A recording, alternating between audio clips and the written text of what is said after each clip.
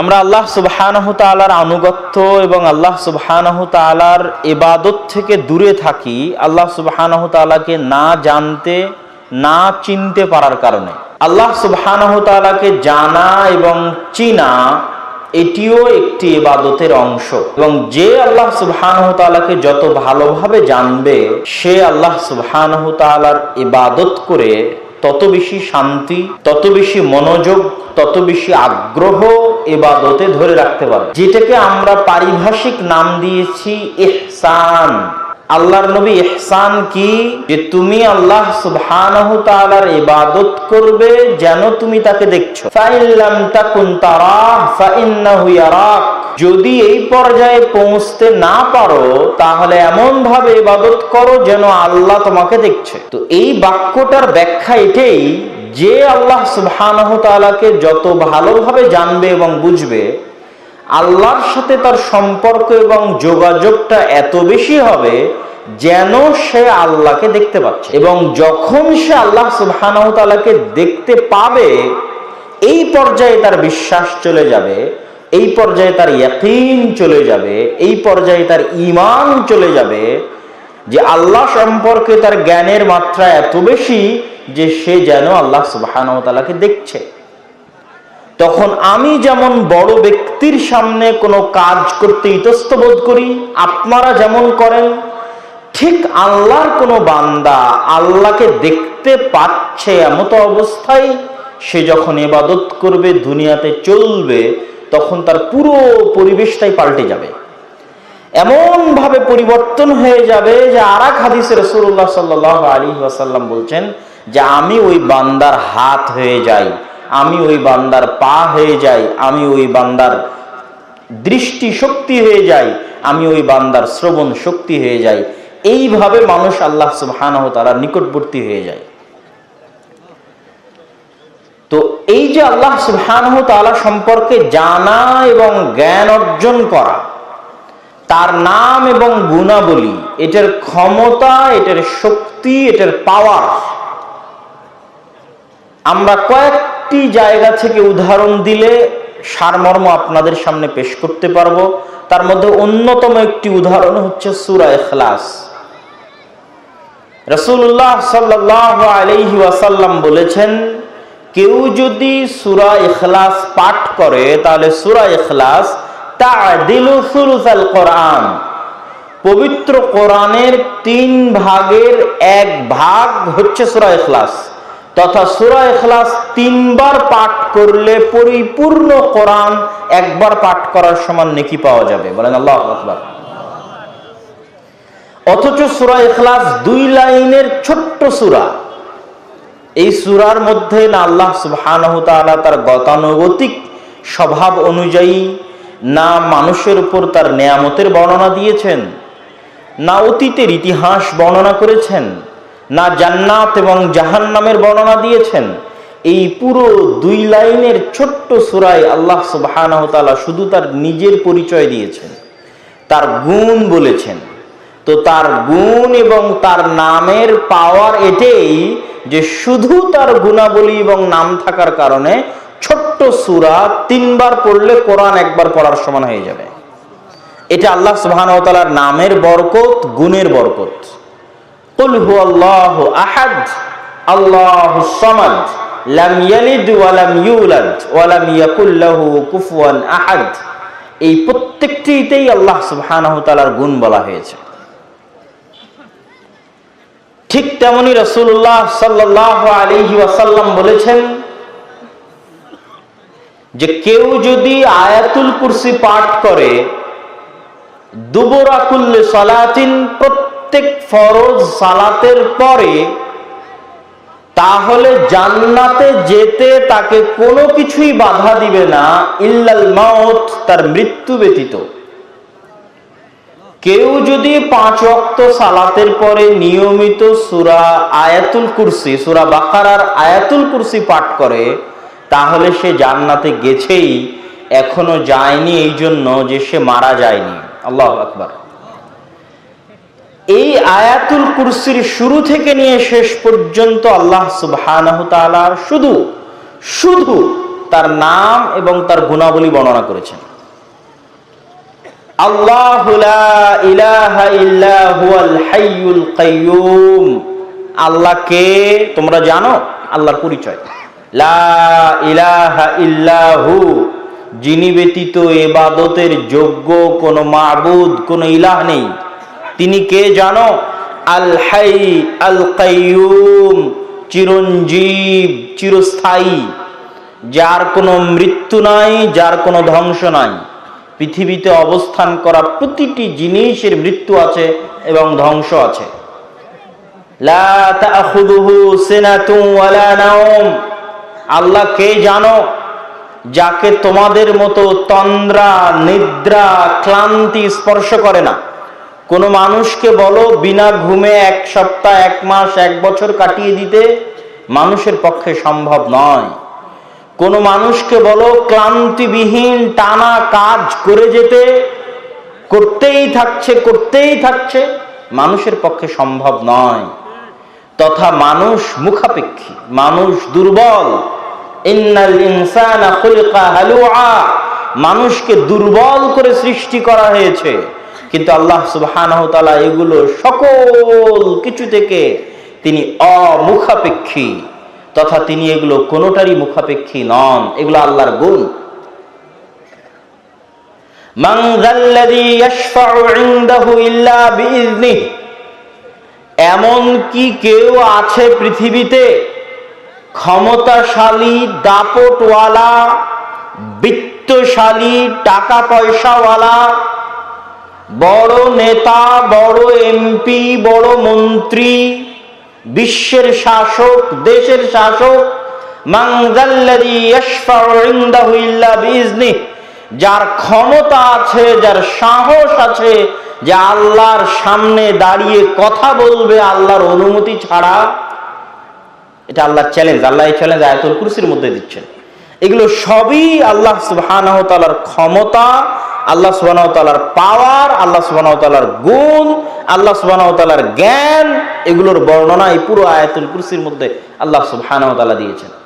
এই জন্য আয়াতুল কুরসির এত ফজিলত, এই জন্য আয়াতুল কুরসির এত ক্ষমতা, এই জন্য আয়াতুল কুরসির এত পাওয়ার। কিন্তু আমাদের উদ্দেশ্য হচ্ছে এই আয়াতুল কুরসির মাধ্যমে, এই সূরা ইখলাসের মাধ্যমে আপনাদেরকে বুঝানো যে আল্লাহর নাম এবং আল্লাহর গুণাবলীর গুরুত্ব, তাৎপর্য কতখানি।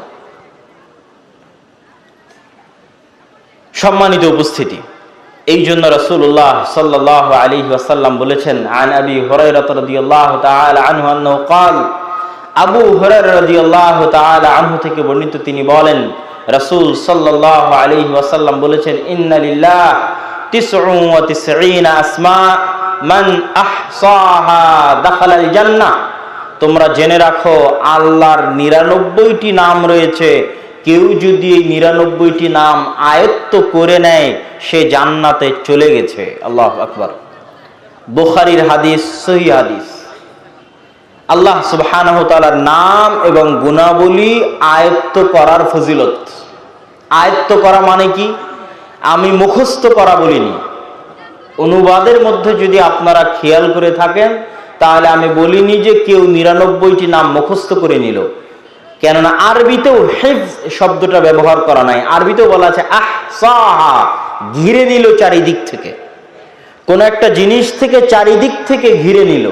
মান আহসাহা, এই পুরো 99টি নামকে যে আয়ত্ত করলো, ইবনুল কাইয়িম রাহিমাহুল্লাহ লিখছেন যে এই আল ইহসা, আল্লাহর নামেকে আয়ত্ত করা, মুখস্থ করা, যেটাই বলি, এটার কয়েকটি ব্যাখ্যা আছে যে কিভাবে আমরা আল্লাহ সুবহানাহু ওয়া তাআলার নামের ইবাদত করব।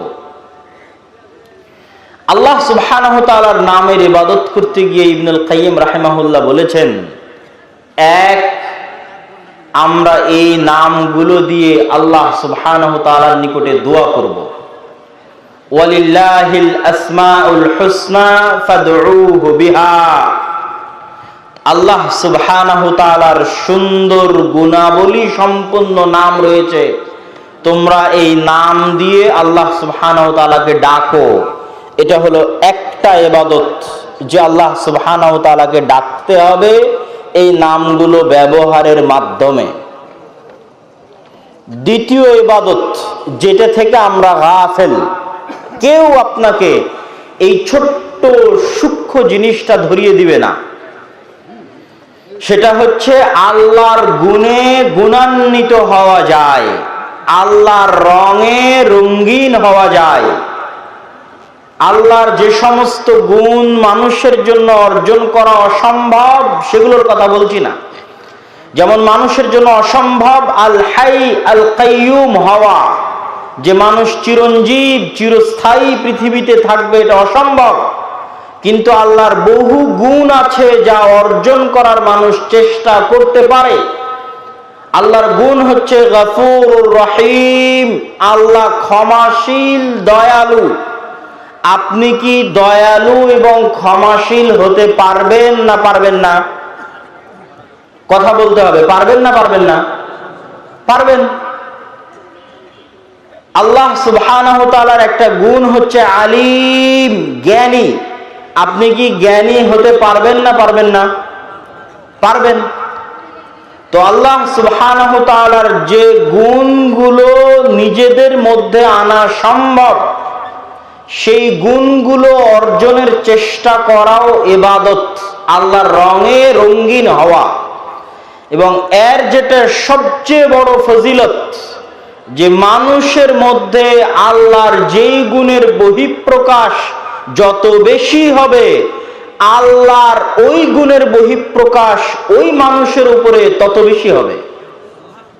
যেমন আপনি যত বেশি মানুষকে ক্ষমা করবেন, আল্লাহ সুবহানাহু ওয়া তাআলা আপনাকে তত বেশি ক্ষমা করবে।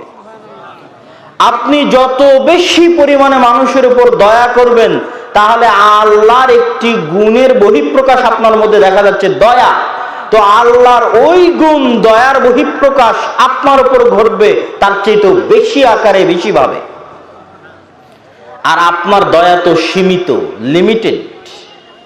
আল্লাহ সুবহানাহু ওয়া তাআলা যদি আপনার দয়া করা দেখে খুশি হয়ে আল্লাহ দয়া করেন, তাহলে আল্লাহ সুবহানাহু ওয়া তাআলার দয়া হচ্ছে আনলিমিটেড, যার সাথে কোনো কিছুর তুলনা সম্ভব নয়।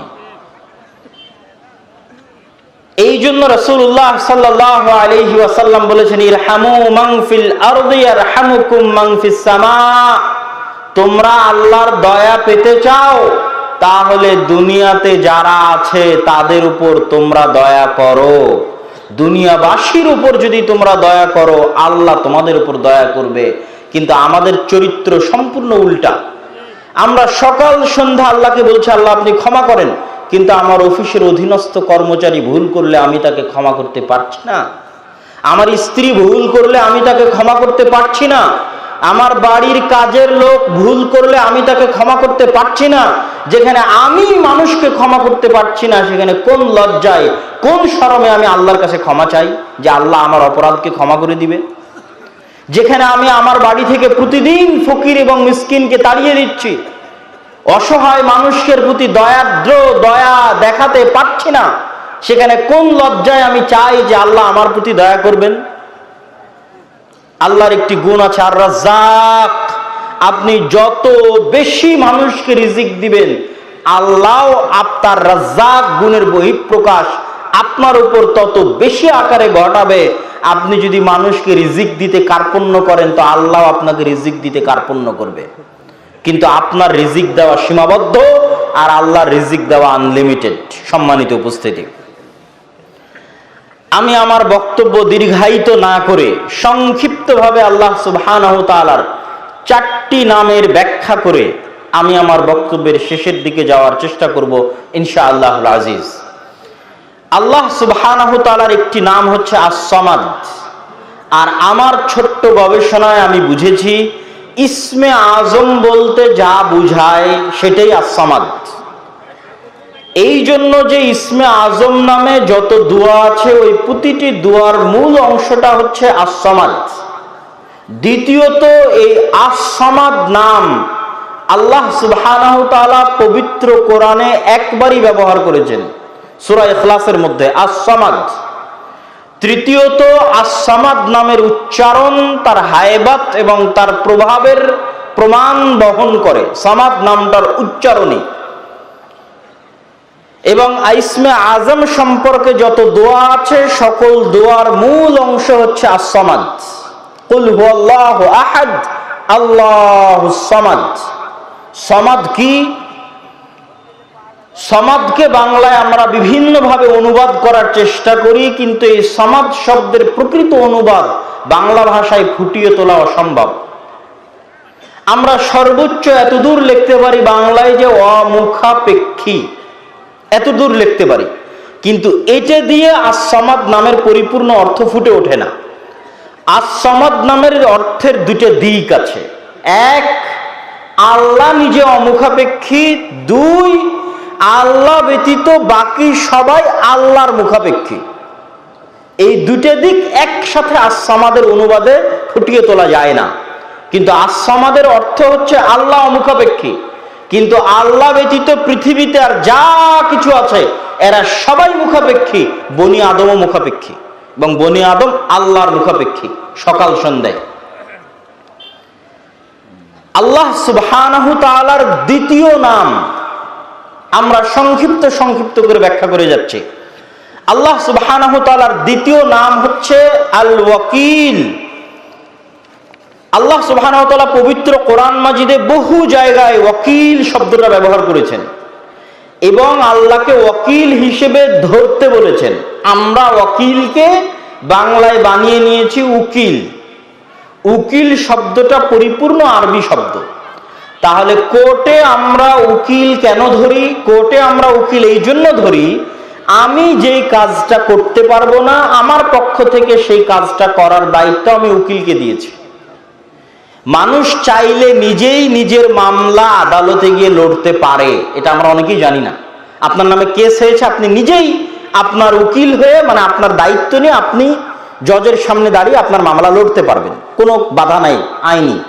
কিন্তু আমরা যেহেতু আইন বুঝি না, এই জন্য আমরা একজন উকিলকে দায়িত্ব দিই, ভাই আপনি আমার পক্ষ হয়ে মামলাটা লড়বেন। তো আল্লাহ সুবহানাহু ওয়া তাআলা কোরআন মাজিদে আমাদের কি বলছে? রব্বুল মাশরিকি ওয়াল মাগরিব লা ইলাহা ইল্লাহু ফাত্তাখিযহু ওয়াকিলা। আল্লাহ হচ্ছেন পূর্বের রব, পশ্চিমের রব। পূর্ব এবং পশ্চিমের রব আল্লাহ। লা ইলাহা ইল্লাহু, আল্লাহ ব্যতীত ইবাদতের যোগ্য প্রকৃত সত্য কোনো মাবুদ নাই। ফাত্তাখিযহু ওয়াকিলা, তোমরা আল্লাহকে তোমাদের উকিল, মানে বাংলা ভাষায় উকিল, আরবিতে ওয়াকিল, তোমরা আল্লাহকে তোমাদের ওয়াকিল হিসেবে গ্রহণ করো। আল্লাহর আদেশ পবিত্র কোরআনে যে আল্লাহ আমাদের বলছে যেন আমরা আল্লাহ সুবহানাহু ওয়া তাআলাকে ওয়াকিল হিসেবে গ্রহণ করি। কিন্তু আমরা তো আদালতে মামলায় গিয়ে বুঝি যে উকিল হচ্ছে এই, তাহলে আল্লাহকে ওয়াকিল হিসেবে গ্রহণ করার অর্থ কি? এবং ওয়াকিল নাম থেকে নির্গত শব্দ হচ্ছে তাওয়াক্কুল।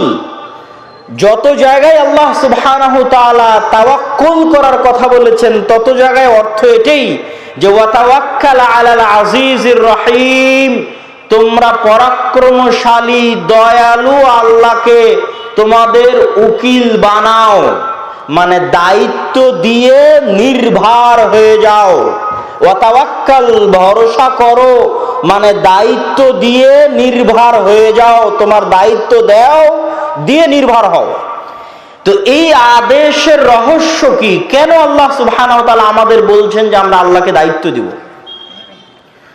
এটার ব্যাখ্যা আপনাদেরকে সংক্ষিপ্তভাবে আমি করার চেষ্টা করি। আল্লাহ সুবহানাহু ওয়া তাআলা আরেক আয়াতে বলছেন, ওয়া তাওয়াক্কাল আলাল হাই আল্লাযী লা ইয়ামুত, তোমরা দায়িত্ব দাও ওই সত্তাকে যিনি চিরঞ্জীব, কোনোদিন মারা যাবেন না। এটা আল্লাহ কারণ বলছেন যে কেন আপনি আল্লাহকে দায়িত্ব দিবেন। এখন যদি আপনি মারা যান আর আপনার ছোট দুটো বাচ্চা থাকে, তো ছোট একটা বা দুটো বাচ্চার দায়িত্ব আপনি আপনার বোনকে বলছেন, বোন এবার আমার ছেলে মেয়ে দুটো এতিম হয়ে যাচ্ছে, দেখে রাখিস। আপনার ভাইকে বলছেন, আমার ছেলে মেয়ে দুটো এতিম হয়ে যাচ্ছে, দেখে রাখিস। আপনাকে হয়তো পুলিশে গ্রেফতার করে নিয়ে জেলে চলে যাচ্ছে, আপনি আপনার ভাইকে বোনকে বলছেন, আমি জেলে চলে গেলাম, আমার এই জিনিসগুলো দেখে রাখিস। আচ্ছা, আপনার কাছে কি কোনো গ্যারেন্টি আছে যে আপনার জেলে চলে যাওয়ার পর আর আপনার মৃত্যুর 1 সেকেন্ডের মাথায় তারা মারা যাবে না? কথা বলতে হবে, কোনো গ্যারেন্টি আছে? কোনো গ্যারেন্টি নাই। তাহলে তাকে আপনি কোন ভরসায় দায়িত্ব দিচ্ছেন? এই জন্য আল্লাহ বলছে ওয়াতাওয়াক্কাল আলাল হাই আল্লাযী লা ইয়ামুত, ওই সত্তাকে দায়িত্ব দাও যে কোনোদিন মারা যাবে না। তোমার ভাই, তোমার বোন, তোমার আত্মীয় স্বজন এখনই মারা যেতে পারে। তুমি দুনিয়া থেকে বিদায় নেওয়ার পরে কেন, আগেও মারা যেতে পারে। অতএব তুমি তাদেরকে কোন ভরসায় তোমার ইতিম ছেলে মেয়ের দায়িত্ব দিচ্ছ? কোন ভরসায় তোমার পরিবারের দায়িত্ব দিচ্ছ? দায়িত্ব দাও তার প্রতি যিনি কোনোদিন মারা যাবেন না। তোমার বংশ গোষ্ঠী যদি দুনিয়া থেকে নির্মূল হয়ে যায়, তবু আল্লাহ সুবহানাহু ওয়া তাআলা চিরঞ্জীব হিসেবে থাকবে এবং তোমার দেওয়া দায়িত্ব পালন করবে। তোমরা দেখোনি পবিত্র কোরআনে আল্লাহ সুবহানাহু ওয়া তাআলা দুইজন ইতিমের সন্তান সম্পদ ফিরিয়ে দিয়েছে, দুই ভাইয়ের সম্পদ ফিরিয়ে দিয়েছে নবী পাঠিয়ে, আর খিজির আলাইহিস সালাতু ওয়াস সালামকে পাঠিয়ে। ওদের কেউ ছিল না বংশ বুনিয়াদ, কিন্তু বাপ মা দায়িত্ব দিয়ে গেছিল আল্লাহকে। তাদের পিতামাতা সৎ ছিল, তারা মরার সময় সম্পদ সন্তানের কাছে বুঝিয়ে দেওয়ার দায়িত্ব দিয়েছিল আল্লাহকে, যে আল্লাহ আমরা তো মারা যাচ্ছি, আমার দুই এতিম ছেলে মেয়ে রেখে যাচ্ছি, এই সম্পদগুলো যেন তারা বুঝে পায়, এই দায়িত্ব তোমাকে দিয়ে গেলাম। আল্লাহ সুবহানাহু ওয়া তাআলা পবিত্র কোরআন মাজিদে আরো কিছু কারণ উল্লেখ করেছেন যে কেন আমরা আল্লাহ সুবহানাহু ওয়া তাআলাকে দায়িত্ব দিব। আল্লাহ সুবহানাহু ওয়া তাআলা বলছেন, ওয়ালিল্লাহি মা ফিস সামাওয়াতি ওয়াল আরজ ওয়া কাফা বিল্লাহি ওয়াকিলা। আল্লাহ সুবহানাহু তাআলার রাজত্বে, ক্ষমতায় আসমান এবং জমিন এবং তার মাঝে যা কিছু আছে সকল কিছু রয়েছে। আর আল্লাহকে যদি তোমরা দায়িত্ব দাও, তো আল্লাহ দায়িত্বশীল হিসেবে তোমাদের জন্য যথেষ্ট। এখানে দ্বিতীয় কারণ বলা আছে আপনি কেন আল্লাহকে দায়িত্ব দিবেন।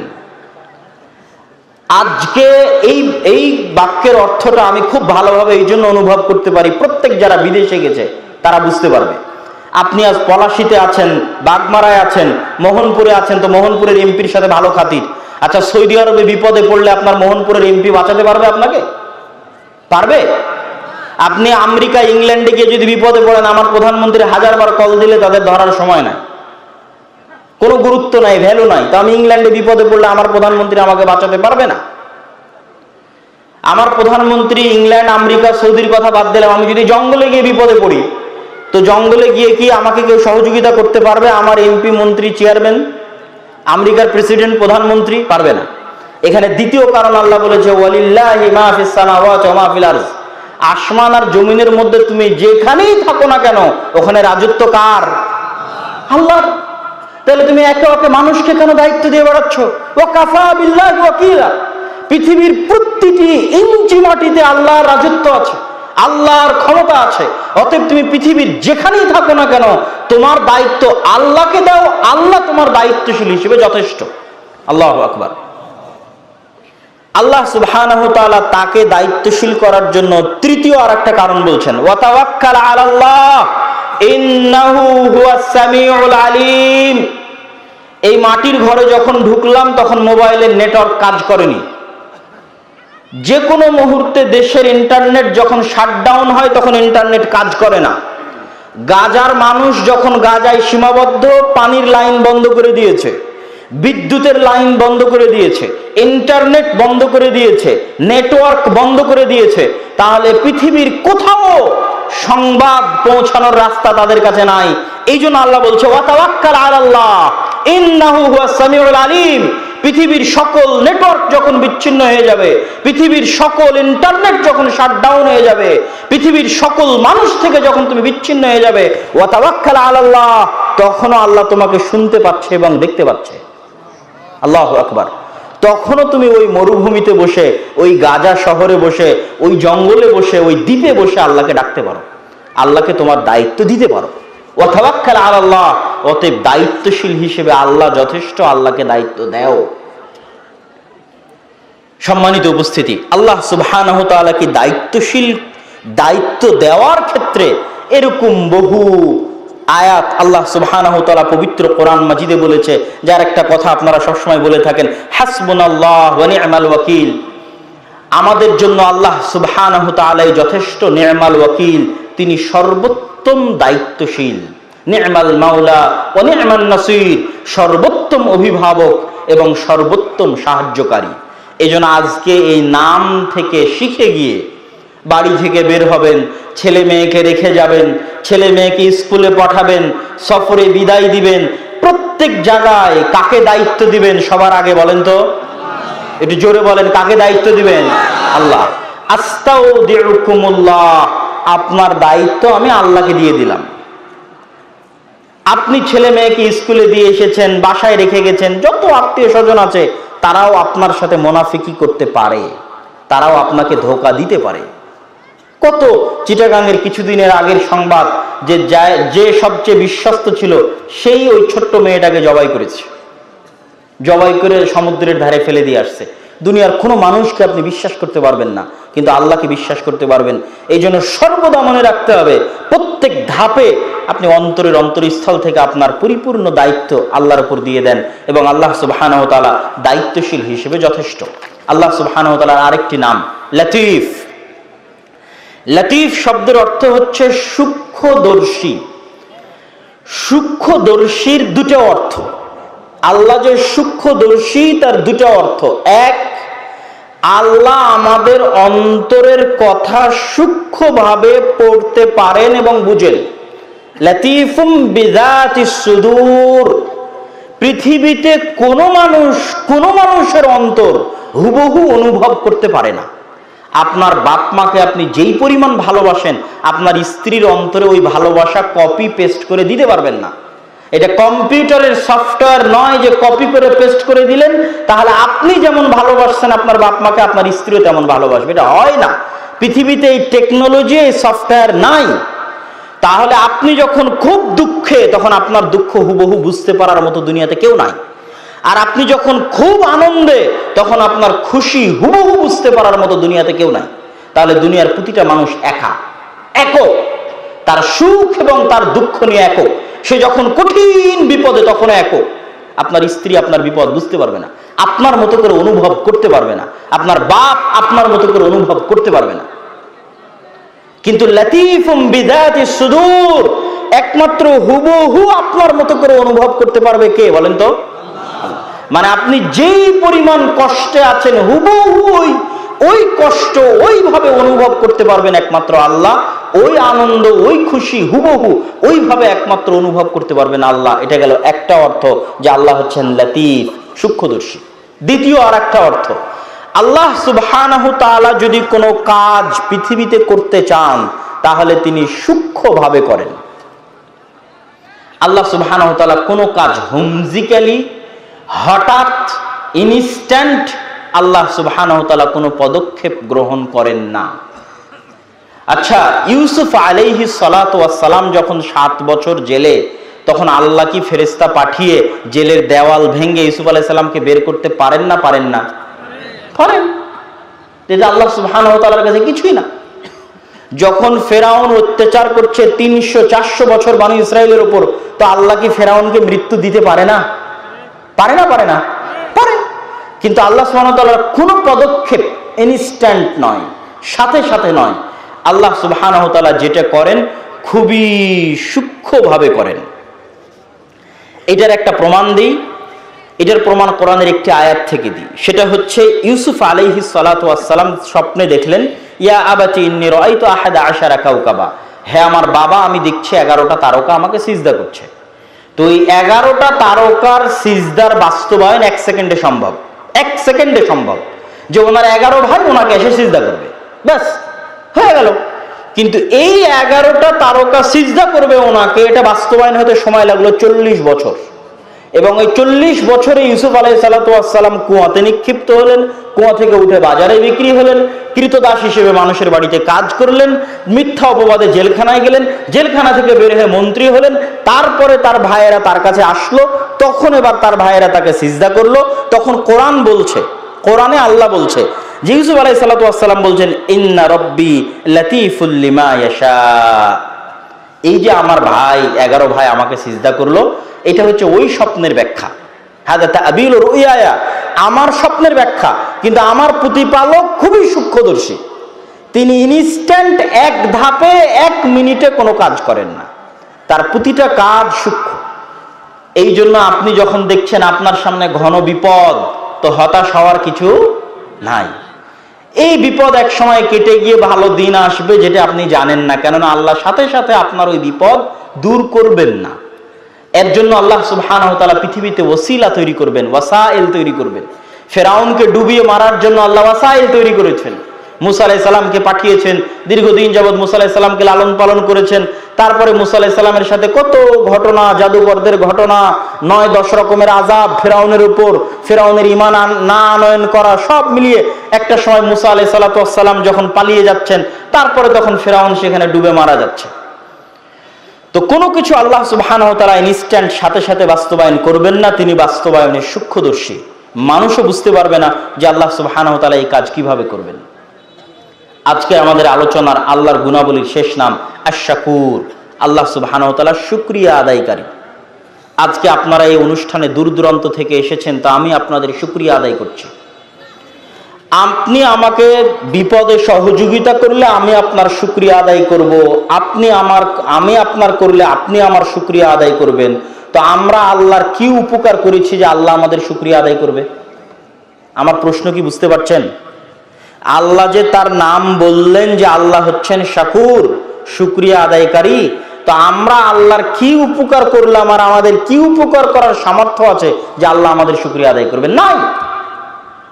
আমাদেরকে আল্লাহ সুবহানাহু ওয়া তাআলার নিকটে কোনো উপকার পৌঁছানোরও সামর্থ্য নাই, কোনো ক্ষতি পৌঁছানোরও সামর্থ্য নাই। তাহলে আল্লাহ শুকরিয়া আদায় করবেন কিসের?